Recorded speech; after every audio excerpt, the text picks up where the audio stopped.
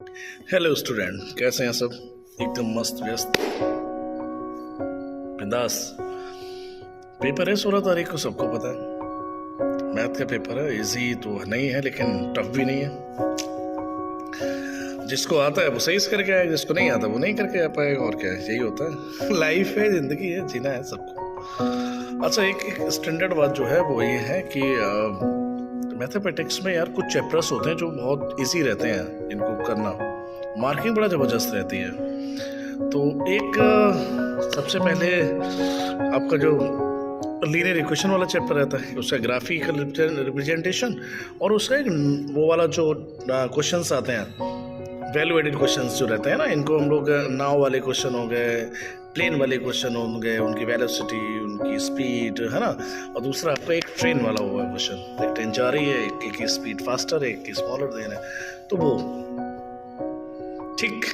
दूसरा टॉपिक मेरे हिसाब से आप कोऑर्डिनेट ज्योमेट्री में ढूंढ लो। पहले तो वही डिस्टेंस फार्मूला, दूसरा सेक्शन फार्मूला। सेक्शन फार्मूला में वो वाला सिस्टम करना आप जहाँ पे किसी एक पॉइंट से दूरी पूछी जाए, मालूम एक्स एक्सिस से कितनी दूर है, वाई एक्सिस से कितनी दूर है, ठीक है ना, वो वाला सेक्शन फार्मूला। क्लियर? दो टॉपिक पढ़ना, तीसरा मत पढ़ना, हटाओ बस। नेक्स्ट एपी का क्वेश्चन कर लियो भैया, 2 नंबर में। सबसे पहले वो उधर क्या बोलते हैं, लास्ट टर्म से निकालना। लास्ट टर्म से गिनती शुरू करो, कौन सा टर्म होगा, ठीक है ना, बहुत आता है।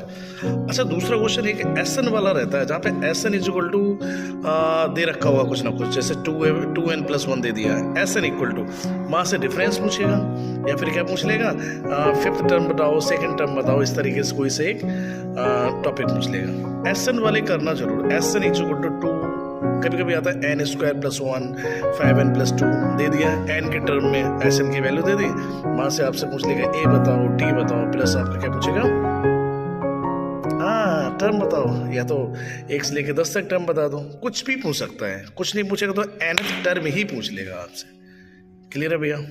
हाँ, चैप्टर नंबर 6 है साइड ट्रायंगल, है ना, उसमें जाके देख लेना। उसमें सिर्फ थेरेल्स थ्योरम का स्टेटमेंट इस बार आएगा 101%, 2 नंबर में लिखने के लिए। अगर 5 में आया तो पूरा प्रूफ पूछेगा, ज़्यादा कुछ नहीं है। थेरेल्स ज़्यादा क्योंकि थोड़ा सा, मैं ये सब बातें उन बच्चों के लिए जो हमारे कमज़ोर हैं, जो होशियार हैं वो तो फ्लाइट की तरह ऐसे ऐसे रनिंग करते हुए ऊपर चले जाएंगे, तो उसको ज़्यादा टेंशन नहीं लेनी है। लेकिन जो कमज़ोर बच्चे हैं हमारे, जो पासिंग मार्केट ढूंढ रहे हैं, उनके लिए बात कर रहा हूँ। अच्छा, एक चैप्टर और बड़ा ईजी रहता है ना, ट्रायंगल के बाद इधर आप आएंगे ना, जब आप इधर आते हैं किधर, सर्कल की तरफ, तो सर्कल में एक सर्कल बना रहता है, 2 टेंजेंट आपने मिला दिए आउटर पॉइंट पे, तो वहाँ कभी कभी एंगल, टेंजेंट की दूरी, रेडियस वगैरह ये सब पूछता रहता है। इजी है भाई मेरे, वो टॉपिक बचना नहीं चाहिए अपने हाथ से। क्लियर? ट्रायंगल खत्म, सर्कल हो गया खत्म हमारा। अब आते हैं हम लोग ट्रिग्नोमेट्री पे। ट्रिग्नोमेट्री में आपको थोड़ा सा ध्यान देना चाहिए। 2 नंबर में क्वेश्चन अगर हमारा आता है तो वही sin θ = 3/5 या 5/4 देगा, और वहाँ से पूछ लेगा आपसे, कहना भैया जो रिमेनिंग रेशियोज रहेंगे उनको निकालो। ठीक, एक वो हो गया। दूसरा एक लास्ट एक्सरसाइज है, उसका क्वेश्चन नंबर 4 है। 4 में पार्ट दिए गए हैं 1 से लेकर लगभग 8 तक, है ना। उन 8 में से एक आता है भैया हर बार। क्वेश्चन नंबर 4 लास्ट एक्सरसाइज को 1 से लेके 8 तक पार्ट्स हैं, वहाँ से एक आता है यार, बहुत तो देख लेना थोड़ा सा उसको, है ना। अच्छा, एक टॉपिक और बताऊंगा बड़ा जबरदस्त, मीन मीडियन मोड में। मोड पूछेगा, मीन पूछेगा, मीडियन पूछेगा, तो आपको रटना है। एक क्वेश्चन ले लो, बना लो अपनी तरफ से, और पूरा का पूरा तीनों निकाल लो एक ही क्वेश्चन में। अच्छा, मैं थोड़ा जो स्टैंडर्ड जिनके पास है उनके लिए बात, और जो स्टैंडर्ड मैथमेटिक्स वाले बच्चे हैं उनके लिए बड़ा ज़बरदस्त है। क्या करना है, उनको लेस देन मोर देन वाली टेबल वाले क्वेश्चंस आते हैं, less than more than table, तो उसका एक ही क्वेश्चन जरूर कर लेना। 101%, 101% वहाँ से आने के चांसेस रहते हैं स्टैंडर्ड। और जिनके पास बेसिक है उनका तो बिल्कुल सिंपल ही है, सिंपल दिया जाएगा, सिंपल ही करना है। MCQ तो सबके करने ही करने हैं।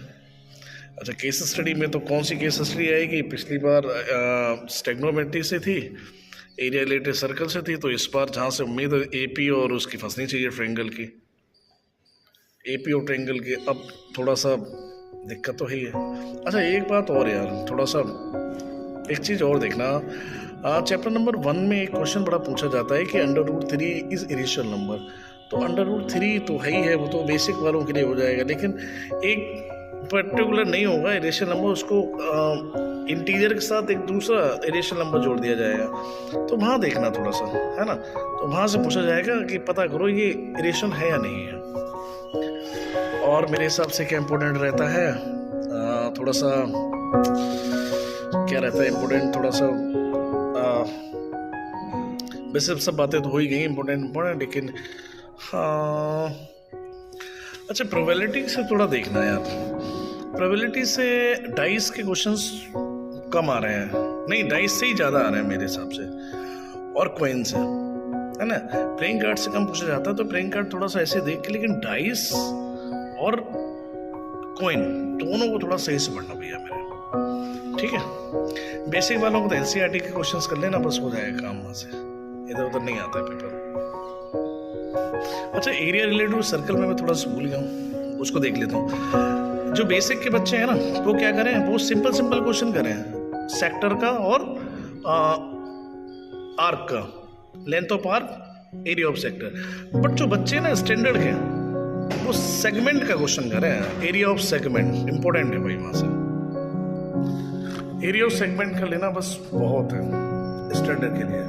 सेगमेंट का क्वेश्चन आता है 101%, इसमें कोई दो राय नहीं है। बाकी ऊपर वाले की मर्जी है, तैयारी आपकी जबरदस्त होगी। Best of luck, best to all years and go to centre.